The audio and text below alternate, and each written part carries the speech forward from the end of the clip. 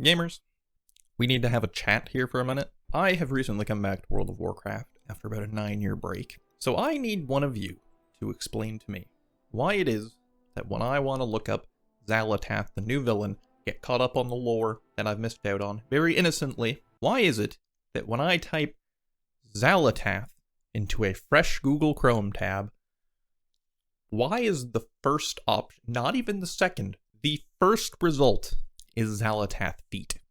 You all disgust me.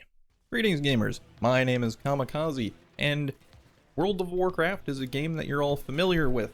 And it is a game that I played on and off. Started in middle school with Mists of Pandaria. Cataclysm. I played on and off through Mists of Pandaria and Warlords of Draenor, before stopping a couple months after the release of Legion. That was about 9 years ago now, and those jerks at Blizzard have recently lured me back in with Warcraft 2 Remastered. Love Warcraft 2, it's a quintessential game from my childhood, and after playing that, I just could not stop thinking about WoW, and I had to go back in. And you know what? I'm glad I did, because I unironically think the game is in a really good spot right now, despite the terrible first impression that it makes.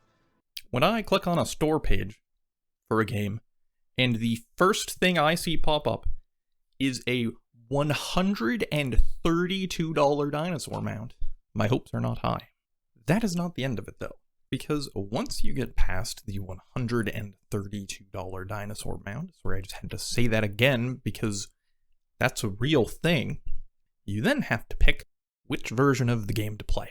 I'm sure a lot of you saw this video by Jimmy, I think last year. It was pretty popular. A lot of big WoW streamers reacted to it. Part of what he talked about in that video is that it was very confusing for a new player that there were 4 different versions of the game available. I always joke about this debacle that RuneScape throws its new players into. We've got 2 versions. All this time I thought we were special in harassing our new players like this, but WoW has taken me aback. There are not 2 versions. There are not 3 versions. There are 4 versions of World of Warcraft to choose from. And now I'm the one stumped. I'm the new player having to make all these decisions I know nothing about. Is this classic or is that classic? And what is that? Where am I? Well, clearly somebody at Blizzard saw Jimmy's video as well, and they took that personally. Because there are now 7 different versions of the game for you to launch into. There's Retail, Classic, Hardcore Classic, Anniversary, whatever that means, Hardcore Anniversary, Season of Discovery, and Cataclysm Classic. That's insane. And it is confusing. What is the difference between Classic Era and Anniversary Classic? What is Season of Discovery? I know this sounds nitpicky. I'm aware of that.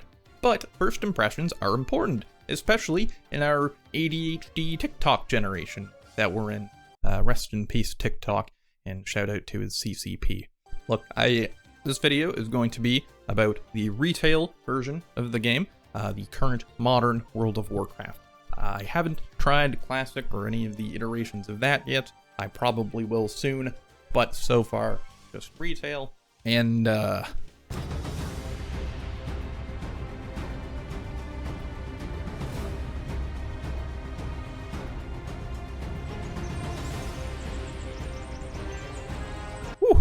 first of all, this music goes ridiculously hard.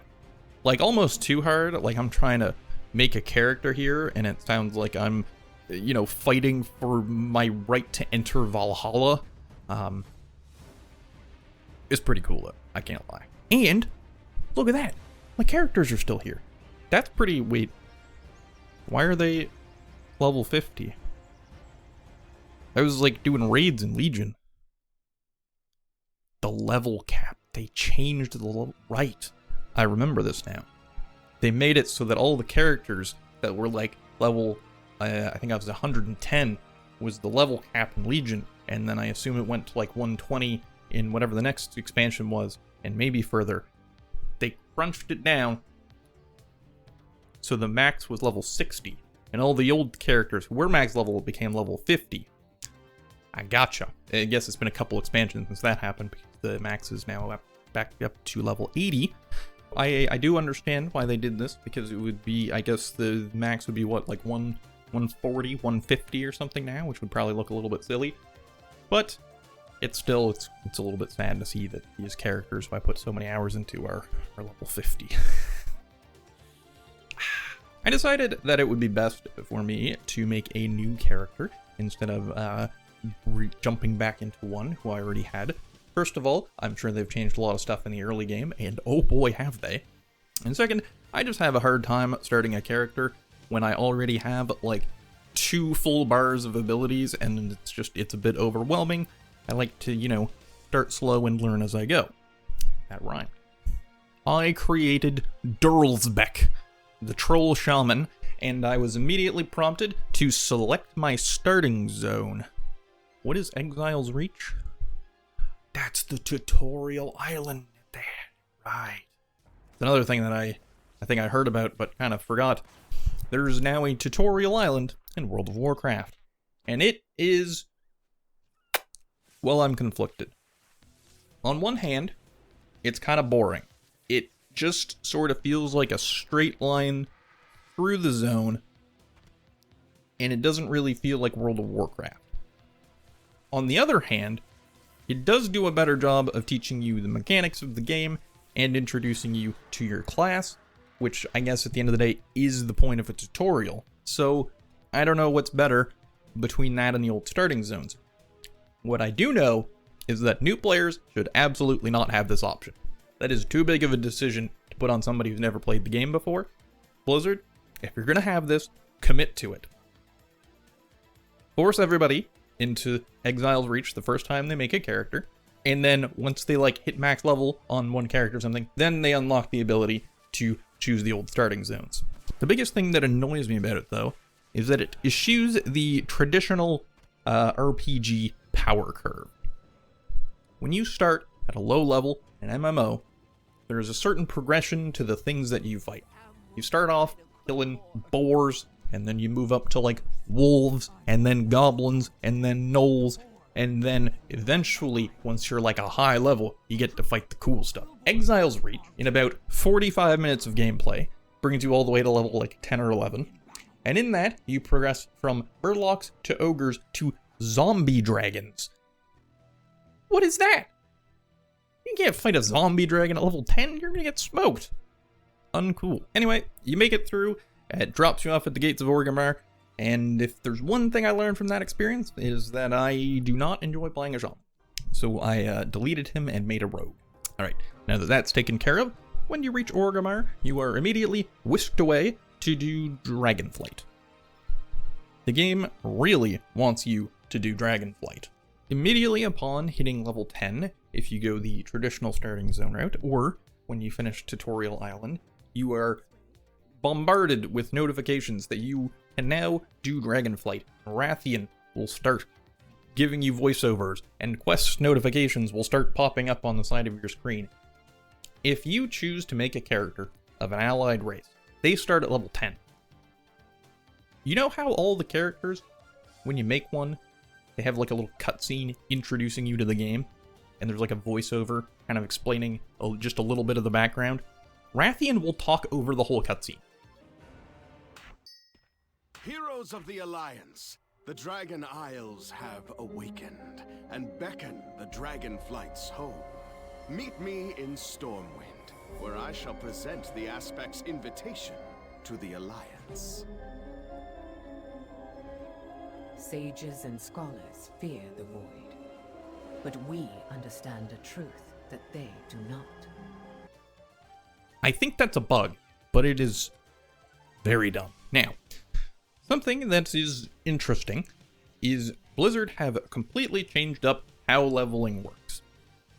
Back in the day, you would start at level 1, and you would work your way through the normal world until, I think, level 60. Then you would do Burning Crusade, which would take you to level 70.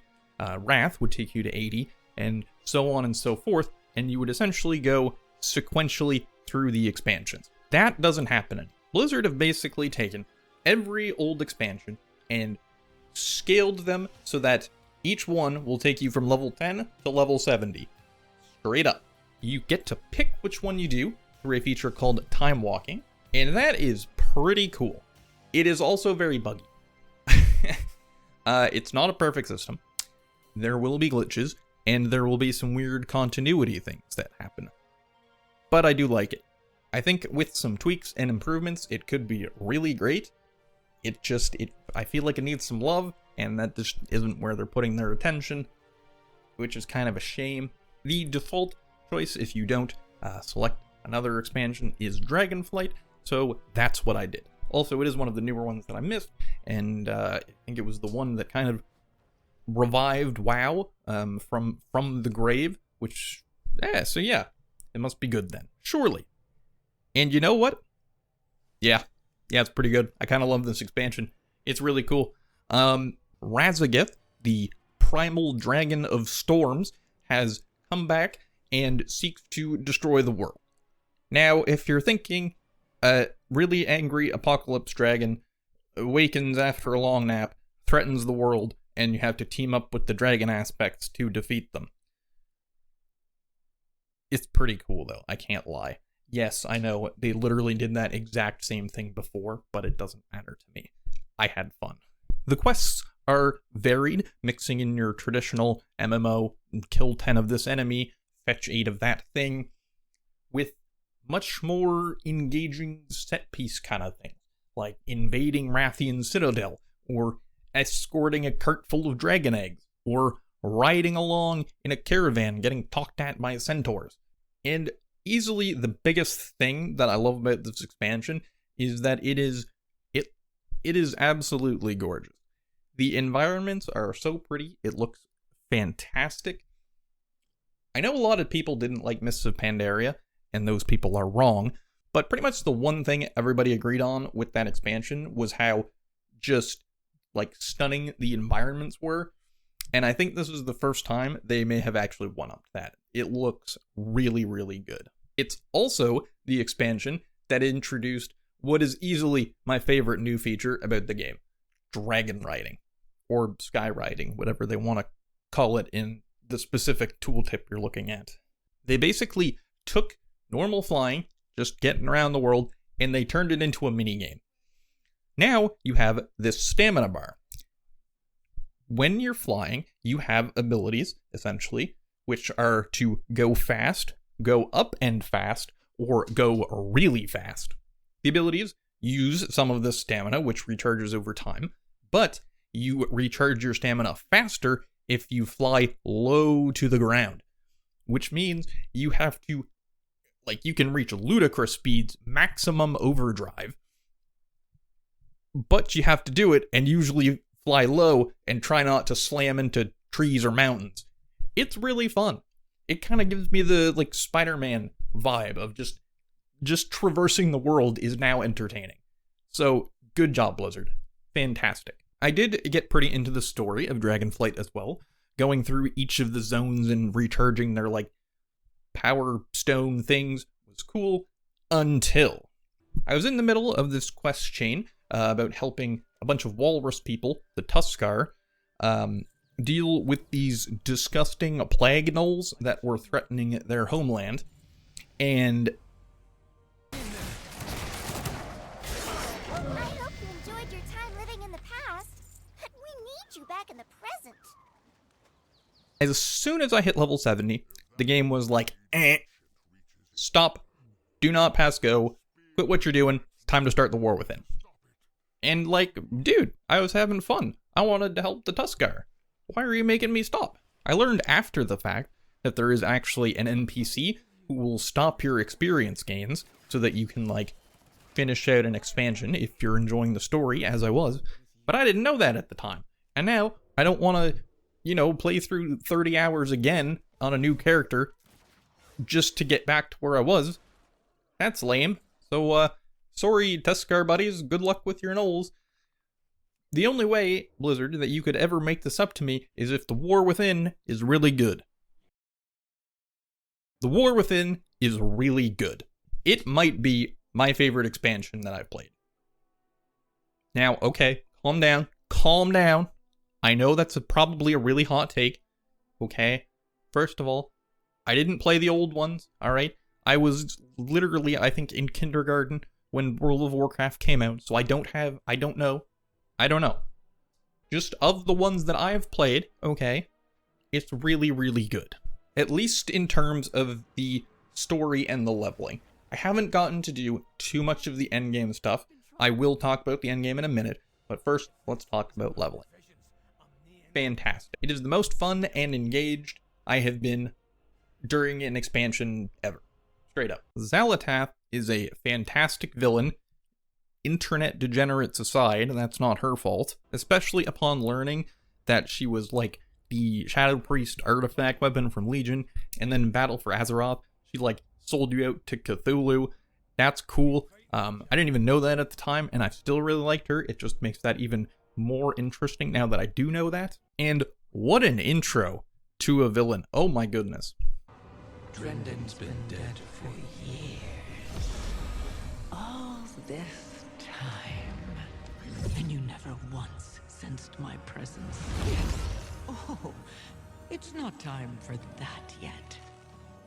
But if you're so eager for a fight, perhaps this can keep you occupied. The way she like murdered this guy and then went undercover as him for years to like sabotage Dalaran and set up everybody, and then as soon as a new threat is presented, she basically waits until all the usual suspects have assembled, and then she tricks you, the player, into disabling Dalaran's defenses, and then tricks Khadgar into teleporting the whole of Dalaran to an area where she has laid a trap. And I think that's the thing why I like her so much. Warcraft is a series with a lot of great villains, but pretty much all of them are big dude or thing who wants to destroy the world. Xal'atath, she does still want to destroy the world, but she does it with her brain. She's all about manipulating and betrayal and deceit. It's really cool. It's really well done. Genuinely. She manipulates the leader of the Earthen. She manipulates the leader of the Nerubians. She manipulates Khadgar and you. She is set up to be the GOAT WoW villain. They obviously have to stick to landing, okay? This is the first part, apparently, of a trilogy of expansions that they have planned.